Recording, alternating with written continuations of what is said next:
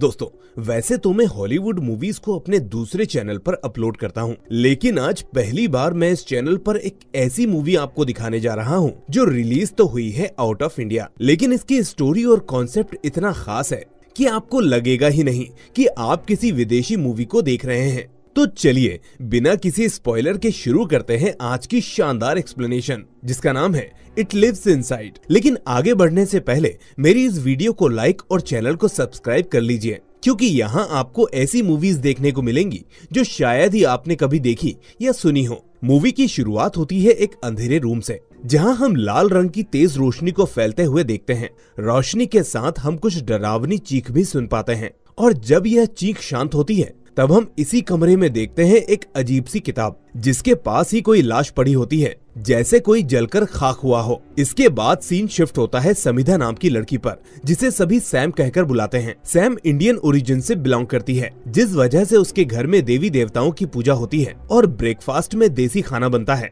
लेकिन सैम को यह सब पसंद नहीं है। घर पर दुर्गा पूजा की तैयारियां चल रही हैं, जिसके लिए सैम की माँ उसे प्रसाद बनाने में हेल्प करने को कहती है, लेकिन सैम बहाना बनाकर घर से निकल जाती है। अगले सीन में हम सैम को स्कूल में देखते हैं, जहां उसी की क्लास का एक लड़का रश उसमें काफी इंटरेस्ट लेता हुआ दिखता है और उसे एक पार्टी के लिए इनवाइट भी करता है। तभी हम क्लास में एक दूसरी स्टूडेंट को एंटर करते हुए देखते हैं, जिसका नाम होता है तमीरा। तमीरा ने ऊपर से नीचे तक काले कपड़े पहन रखे होते हैं और साथ ही उसके हाथ में एक कांच का जार भी होता है। ये वही जार होता है जो हमने फिल्म की शुरुआत में उस कमरे में देखा था। खैर, तमीरा इस जार को ऐसे पकड़कर चल रही होती है मानो उसमें कुछ बहुत ही कीमती चीज छुपी हो, जिस वजह से क्लासरूम के सभी बच्चे तमीरा को वियर्ड नजरों से देख रहे होते हैं। लेकिन सबसे ज्यादा गौर से उसे देख रही होती है सैम, लेकिन किसी वजह से सैम मानो तमीरा से नजरें चुरा रही होती है। खैर, अब क्लास के बाद क्लास टीचर जॉयस सैम को रोकती है और उससे तमीरा के बारे में पूछती है। उनकी बातचीत से पता चलता है कि सैम और तमीरा कभी बहुत अच्छे दोस्त हुआ करते थे। ऐसे में जॉयस सैम से कहती है कि लग रहा है तमीरा की मेंटल हेल्थ कुछ ठीक नहीं है, पर इस बात को सैम एकदम से टालने की कोशिश करती है और वो कहती है कि तमीरा खुद की मदद खुद कर सकती है, उसे उसके बारे में कुछ नहीं पता। इतना कहकर वो वहाँ से चली जाती है। क्लास के बाद एक बार फिर हम तमीरा को सभी बच्चों से दूर अकेले उस जार को लेकर जाते हुए देखते हैं। हम देखते हैं कि सैम के दोस्त तमीरा का मजाक बनाने लगते हैं, लेकिन सैम उस पर भी कुछ नहीं कहती। तो आगे सीन तमीरा पे आता है, जहां हम उसे आधी रात को सड़क पे चलते हुए देखते हैं। तमीरा अभी भी काफी डरी हुई लग रही थी और उसके हाथ में वो जार अभी भी था। इसी बीच हम उसके बस्ते से खून की बूंदें गिरते हुए भी देख पाते हैं। यहाँ तमीरा एक मंत्र का जाप कर रही थी। जी हाँ, वही मंत्र जो हमारे भारत के हिंदू धर्म में शांति पाठ के नाम से जाना जाता है। बेसिकली इस मंत्र को पढ़ने से किसी भी भटकती हुई आत्मा को शांति देने की कोशिश की जाती है। खैर, बैक टू द स्टोरी। तमीरा मंत्र पाठ करते हुए एक घर के पास पहुंचती है, जो काफी बुरी हालत में लग रहा था। तमीरा भी यहाँ काफी डरी हुई आती है और जल्दी से वो जार नीचे रख देती है। हम देखते हैं कि तमीरा उस जार में थोड़ा कच्चा मांस डालती है और फिर उसे बंद कर देती है। लेकिन तभी जार से कई चीखें सुनाई देने लगती हैं, जिससे तमीरा की हालत खराब होने लगती है। वो डरते हुए जार को जब वापस उठाती है तो उसे उसमें किसी के घुर्राने की आवाज सुनाई देती है, जैसे कोई स्पिरिट उस जार के अंदर हो। अब अगले दिन हम वापस स्कूल का नजारा देखते हैं, जब सैम से मिलने तमीरा आती है। एक बार फिर हम तमीरा के हाथ में वही जार देखते हैं। वो सैम से कहती है कि उसे उसकी मदद चाहिए, और ये कहते हुए तमीरा सैम के आगे वही जार रख देती है। वो कहती है कि मैं कई दिनों से तुमसे बात करने की कोशिश कर रही हूँ, अगर तुमने मेरी मदद नहीं की तो वो बात हाथ से निकल जाएगी। फिर तमीरा कहती है कि इस जार के अंदर एक शैतान रहता है, एक शैतान जो अब उसके पीछे पड़ा है। जब सैम तमीरा से इस सब का मतलब पूछती है तो तमीरा कहती है कि उसे ये जार करण के घर में मिला था और तब उसे ऐसा लगा मानो यह उसे आवाज लगा रहा था। तमीरा की बातों से सैम काफी परेशान होने लगती है, लेकिन तमीरा आगे कहती है कि उसने इस शैतान को अंदर रखने की बहुत कोशिश की, लेकिन इसे हर समय भूख लगती रहती है,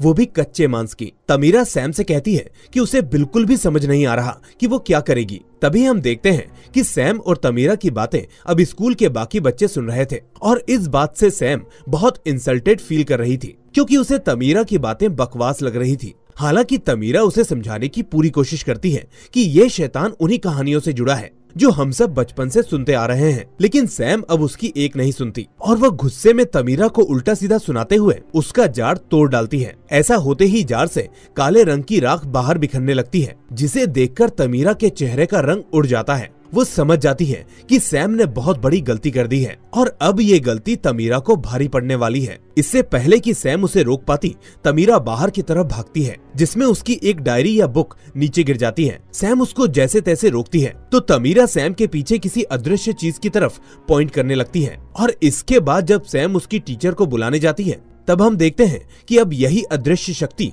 अब तमीरा को अपने साथ कहीं खींचकर ले जाती है और जब सैम वापस आती है तब तमीरा भी वहाँ से गायब हो चुकी होती है। अगले दिन सैम के घर पर दुर्गा पूजा होती है जिसमें सभी पूजा के बाद तमीरा के लिए प्रार्थना करते हैं क्योंकि वो कल से गायब है। जब सैम को ये बात पता चलती है तो वो डर जाती है कि आखिर तमीरा कहाँ गई होगी। लोगों की बातों से पता चलता है कि पुलिस और कई लोग उसे ढूंढने की कोशिश कर रहे हैं। कई लोग आपस में बात कर रहे थे कि चाहे जो भी हो तमीरा के साथ वैसा कुछ नहीं होना चाहिए जो चौधरी के बेटे के साथ हुआ था। सैम इस बारे में सुन लेती है और अपने पिता से पूछने की कोशिश करती है कि वो लोग किस बारे में बात कर रहे हैं। तब सैम के पिता उसे चौधरी के बारे में बताते हैं जो उनके ही फैमिली फ्रेंड्स थे और जिनकी हाल में ही मौत हुई थी। सैम के पिता का कहना था कि चौधरी इंडिया से किसी एंटिटी से पीछे छुड़ाने के लिए यहाँ आए थे। उनके परिवार में कोई तो प्रॉब्लम थी जिसका सबसे ज्यादा असर पड़ रहा था उनके बेटे पर जिसका नाम था करण। करण का बिहेवियर बहुत ही एबनॉर्मल रहने लगा था। जहाँ वो अकेले में किसी से बातचीत करता हुआ नजर आता था, कोई चीज जो दिखाई नहीं देती थी। अब फिर एक दिन वो सभी मारे गए जिसकी वजह से आज तक पुलिस उनको नहीं ढूंढ पाई है। अब ये बातें सुनकर सैम काफी परेशान हो जाती है और हम देखते हैं कि वो अपने कमरे में जाकर तुरंत वो डायरी निकालती है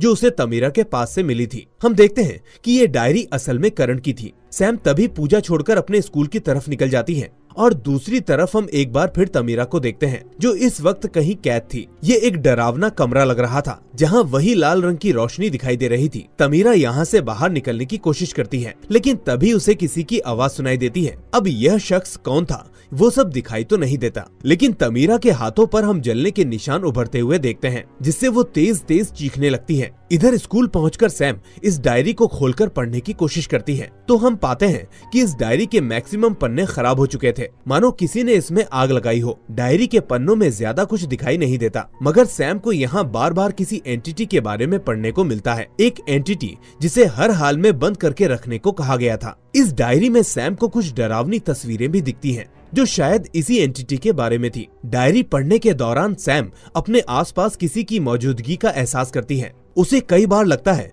कि मानो कोई उसे पीछे से देख रहा है लेकिन पीछे मुड़ने पर उसे कोई दिखाई नहीं देता। तो नेक्स्ट सीन में हम सैम को रश की पार्टी में देखते हैं जहां अब भी वो तमीरा के बारे में सोच रही होती है। जब रश इस बारे में पूछता है तब सैम उसे वही डायरी दिखाती है जहां डायरी को क्लियरली किसी ने जलाया था। वहीं रश और सैम डिस्कस करते हैं कि जिस रात करण की मौत हुई थी उस रात पुलिस को घर में जलने का कोई निशान नहीं मिला था, तो आखिर इस डायरी को किसने जलाने की कोशिश की होगी। सच जानने के लिए रश और सैम करण के घर जाने का फैसला करते हैं। अब जब कैमरे से हमें वो घर दिखाया जाता है तो हम रियलाइज करते हैं कि ये वही घर है जहाँ तमीरा शुरुआत में आई थी। पूरा घर का सामान इधर उधर पड़ा हुआ था जिसे देखकर सैम रश को बताती है कि पूरी फैमिली की मौत इसी तरह से हुई कि आज तक पुलिस को कोई सुराग नहीं मिला और उस दिन करण की बॉडी को घर के बेसमेंट में पाया गया था, जबकि पुलिस को सिर्फ इतना पता चला कि करण ने खुद को मार लिया था। इस बात को डिस्कस करते हुए सैम और रश घर को एक्सप्लोर करने लगते हैं लेकिन वो ध्यान नहीं देते कि इस वक्त भी उनके आसपास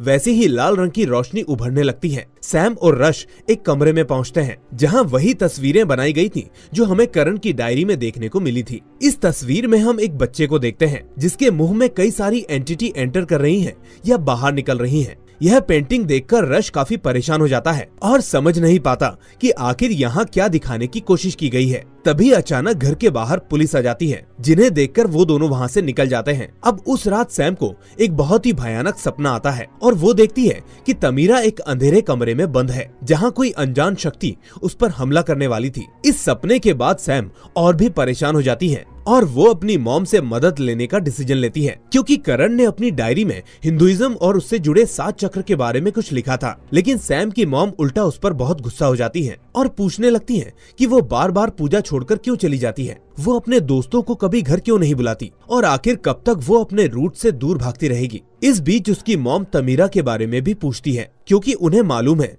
कि सैम और तमीरा पहले बहुत अच्छे दोस्त हुआ करते थे। वो सैम से पूछती है कि क्या सैम ने तमीरा से कुछ उल्टा सीधा कहा है। अब एक तो सैम पहले से ही परेशान होती है, ऊपर से ये सब बातें उसको अच्छी नहीं लगती और वो गुस्से में घर से निकल जाती है। जिसके बाद हम देखते हैं कि सैम वापस रश को लेकर करण के घर घर पहुंचती है, जहां वो दोनों तमीरा के लापता होने की बात डिस्कस करते हैं। जब रश उसके परेशान होने का कारण पूछता है तो वो बताती है कि बचपन में वो और तमीरा बेस्ट फ्रेंड्स हुआ करते थे, लेकिन हाई स्कूल में आने के बाद सैम नए कल्चर के लोगों के साथ नई दोस्त बनाना चाहती थी। उसने तमीरा को भी यह बात समझाई, लेकिन तमीरा नहीं समझ पाई। करण के मरने के बाद बात और बिगड़ गई, क्योंकि सैम नहीं चाहती थी कि कोई भी उसे उसके बैकग्राउंड से जाने, तो इसी से सैम और तमीरा के बीच में दूरियां आ गई। खैर, इस कॉन्वर्सेशन के बाद हम सैम और रश को क्लोज आते हुए देखते हैं, लेकिन तभी सैम को सुनाई देती है एक भीनी सी आवाज। ये आवाज एक पुकार थी जो सैम को अपनी तरफ बुलाने लगती है। सैम उठकर इस आवाज का पीछा करती है कि ये आवाज करण के घर के अंदर से ही आ रही थी। इधर बाहर एक अजीब हादसा होता है। रश को अपने पीछे एक परछाई महसूस होती है और जब वो पीछे मुड़ता है तब कोई एंटिटी उस पर हमला कर देती है। रश की आवाज सुनकर सैम बाहर भागती है तो वो देखती है कि कोई अनजान शक्ति बेरहमी से रश को मारे जा रही है। वो उसे बचाने की कोशिश करती है, लेकिन वो एंटिटी रश के गले पर हमला करके उसे मार डालती है। इस हादसे के बाद सैम पूरी तरह से शॉक में चली जाती है और उसके पेरेंट्स उसे संभालते हैं, लेकिन अब सैम और उसके परिवार को हर कोई जज करने लगता है। सैम के माता पिता तो समझ ही नहीं पाते कि आखिर सैम और रश के साथ वहाँ क्या हुआ था, इसलिए वो एक बार फिर सैम से बात करने की कोशिश करते हैं, लेकिन सैम कुछ नहीं कह पाती, जिससे उसकी माँ एक बार फिर उसे खरी खोटी सुना देती है। फिर उस रात जब सैम अपने कमरे में सो रही थी तब अचानक उसे अपनी माँ के रोने की आवाज सुनाई देती है। सैम को ऐसा लगता है कि शायद उसकी माँ उसकी वजह से परेशान है और वो उसे संभालने जाती है, लेकिन जब वो पीछे मुड़ती है तब अचानक ही सैम की माँ एक खतरनाक राक्षस का रूप लेने लगती है और सैम पर हमला कर देती है। ये देख सैम तेजी से चीखती है, जिसके साथ ही उसकी नींद टूट जाती है। इसका मतलब असल में ये सैम का एक भयानक सपना था। हम देखते हैं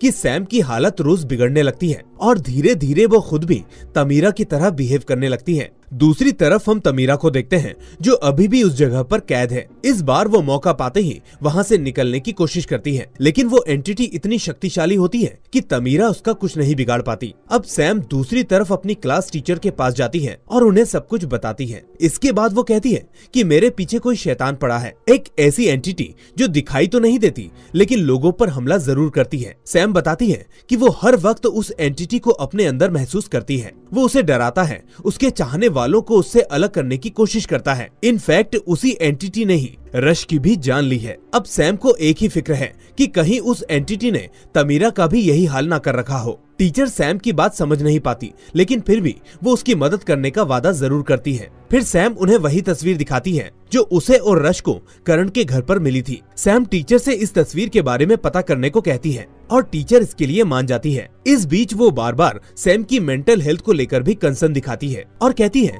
कि उसे किसी काउंसलर से बात करनी चाहिए, लेकिन सैम उनकी बात को नहीं सुन पाती, क्योंकि वो महसूस कर सकती थी कि वो शैतान अब यहाँ तक पहुँच चुका है। सैम अचानक बहुत धीरे बात करने लगती है और टीचर उससे पूछती है कि वो खुसफुसा क्यों रही है। इस पे सैम बस इतना ही कहती है कि वो यहाँ आ चुका है और उन्हें सुन सकता है। तभी सैम को जॉइस के पीछे एक काली परछाई दिखाई देती है, जिससे वो बहुत डर जाती है और वहाँ से तुरंत भाग निकलती है। अगले सीन में हम सैम को घर पर देखते हैं, जहाँ उसे टीचर का कॉल आता है। टीचर सैम को बताती है कि उसने उस तस्वीर के बारे में पता कर लिया है। वो सैम को बताती है कि ईस्ट इंडियन और बुद्धिस्ट मान्यताओं में एक सदियों पुरानी डीमन की बात की गई है, जिसका नाम है पिशाच। यह तस्वीर उसी डीमन के बारे में है, यानी पिशाच की है। पिशाच एक सोल ईटर डीमन है जो इंसान के नेगेटिव इमोशंस का फायदा उठाता है और धीरे धीरे करके उनकी आत्मा को खत्म कर देता है। पिशाच को मारा नहीं जा सकता, सिर्फ कैद करके रखा जा सकता है और इसे शांत रखने के लिए उसे कच्चा मांस भेंट में चढ़ाया जाता है। इसलिए हमें उसे किसी जार में कैद करके रखना होगा और समय समय पर फीड कराना होगा ताकि वो बाहर ना आ सके।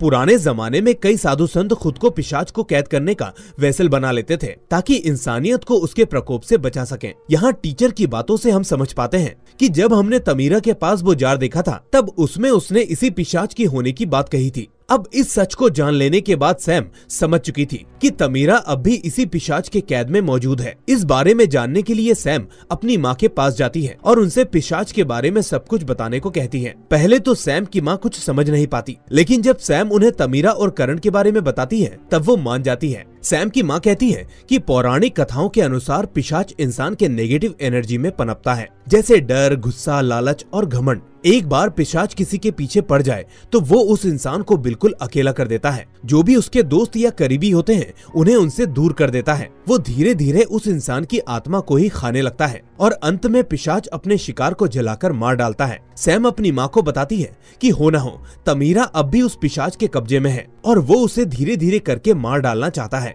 सैम और उसकी माँ करण की डायरी को खोलते हैं, जहाँ सैम उसमें बार बार लिखे नंबर 7 को नोटिस करती है। वो रियलाइज करती है कि पिशाच अपने विक्टिम को 7 दिन तक जिंदा रखता है, जिसके अंत में वह उसे जलाकर मार डालता है। आज तमीरा को गायब हुए 7वां दिन हो चुका था और पिशाच आज उसे भी मार डालेगा, लेकिन उससे पहले उन्हें उसका पता ढूंढना होगा। दूसरी तरफ हम टीचर को देखते हैं, जो कि अभी स्कूल में थी और वो सैम की मदद करने का फैसला कर चुकी थी, इसलिए वो सैम के घर की तरफ निकलती है, लेकिन पिशाच पहले से उसका इंतजार कर रहा था। इस बीच एक भयानक एंटिटी अचानक उस पर हमला कर देती है और बार बार उसको जख्मी करने लगती है। वहीं सैम और उसकी माँ को करण की डायरी में एक और क्लू मिलता है, जहाँ सैम देखती है कि यहाँ एक मंत्र लिखा हुआ है। वो अपनी माँ को बताती है कि करण की मौत के समय ही तमीरा को वो जार मिला था, जहाँ उसने किसी तरह उस पिशाच को कैद किया हुआ था। हो न हो करण ने इसी मंत्र की मदद से यह मुमकिन किया होगा। सैम और उसकी माँ पाते हैं कि ये वही शांति पाठ है और वो दोनों लगातार इसी मंत्र को दोहराने लगते हैं, जिससे दूसरी तरफ टीचर की जान बच जाती है और अब यह पिशाच खुद सैम के घर की तरफ बढ़ने लगता है। ऐसे में सैम शांति पाठ नहीं रोकती, लेकिन फिर भी यह पिशाच उन पर भारी पड़ने लगता है। यह राक्षस सैम के पेरेंट्स को पूरी तरह से जख्मी कर देता है और इस हालत में सैम की माँ उसे तमीरा की याद दिलाती है। सैम उनसे पूछती है कि आखिर वो कहाँ कैद है, जिस पर सैम की माँ उसे कहती है कि तमीरा वहीं पर कैद होगी जहाँ से ये सब शुरू हुआ था। ये सुनकर सैम समझ जाती है कि तमीरा कहाँ पर हो सकती है। हम देखते हैं कि वो आधी रात को किसी तरह करण के घर पर पहुँचती है, वहीं जहाँ इस एंटिटी ने तमीरा पर पहली बार हमला किया था। सैम को तमीरा की चीख घर के नीचे से सुनाई देती है, जिसे फॉलो करते हुए वो बेसमेंट तक पहुंचती है, जहां पहुंचकर सैम लगातार शांति पाठ दोहराने लगती है और अंदर घुसते ही उसे तमीरा दिखाई देती है। वो तमीरा को उठाने की कोशिश करती है, लेकिन तभी वो पिशाच उस पर हमला करके उसे बेहोश कर देता है। होश में आने पर सैम पाती है कि पिशाच तमीरा को जलाकर मारने की कोशिश कर रहा है, ठीक वैसे ही जैसे उसने करण के साथ किया होगा। ऐसे में वो पास में पड़ा शीशे का एक जार उठा लेती है और शांति पाठ दोहराने लगती है ताकि उसे कैद कर सके, लेकिन पिशाच बहुत ही ताकतवर हो चुका था। इसलिए हम देखते हैं कि सैम का हाथ जलने लगता है और वो जार उसके हाथ से नीचे गिरकर फूट जाता है। सैम भी कमजोर पड़ने लगती है, लेकिन तभी उसे वो तस्वीर का मतलब समझ आता है, जहां कई मॉन्स्टर्स एंटिटीज किसी बच्चे के मुंह के अंदर समा रहे थे। तस्वीर का मतलब साफ था, पिशाच को रोकने के लिए किसी इंसान को उसका वेसल बनना पड़ेगा, यानी सैम को खुद ही उस जार का काम करना होगा, जैसे पहले साधु लोग करते थे। यहाँ सैम आगे आती है और शांति पाठ पढ़ने लगती है। इससे पिशाच पहली बार कमजोर पड़ने लगता है और वो धीरे धीरे करके आग बनता है और सैम के अंदर समा जाता है। हम देखते हैं कि पिशाच को अपने अंदर भर लेने के बाद भी सैम सही सलामत थी और तमीरा की जान बच गई थी। इसके बाद हम सैम और तमीरा को अपने परिवार के साथ देखते हैं, जहां वो पिशाच सैम के अंदर रहता है और सैम उसे शांत रखने के लिए कच्चे मांस का सेवन करती है। लास्ट में जहां उसके माता पिता, उसकी दोस्त, इवन टीचर भी उसके साथ खड़ी थी। वहीं अब सैम अपने इंडियन रूट्स को भी एक्सेप्ट कर लेती है, जिससे वो शांति पाठ और पूजा एक्सेप्ट कर पा रही थी। लेकिन तमीरा को डर है कि कहीं पिशाच वापस बाहर ना आ जाए। इस पर सैम उसे दिलासा देती है कि वो ऐसा कभी नहीं होने देगी, पिशाच अब कभी वापस बाहर नहीं आ पाएगा। लेकिन तमीरा के जाने के बाद हम सैम को नोटिस करते हैं, जिसके चेहरे पर डर और दुख साफ जाहिर हो रहा था, मतलब कि उस एंटिटी को रोक पाना इतना आसान भी नहीं होने वाला था। और यही होता है इस मूवी का दी एंड। तो दोस्तों, आपको ये मूवी कैसी लगी मुझे कमेंट करके जरूर बताएं। साथ ही इस वीडियो को लाइक और अपने दोस्तों के साथ शेयर करना ना भूलें। अगर आप नए हैं तो चैनल को सब्सक्राइब करके नोटिफिकेशन बेल को भी दबाना ना भूलें। मैं मिलूंगा आपसे अगली ऐसी ही शानदार मूवी के साथ। Till then take care and thanks for watching.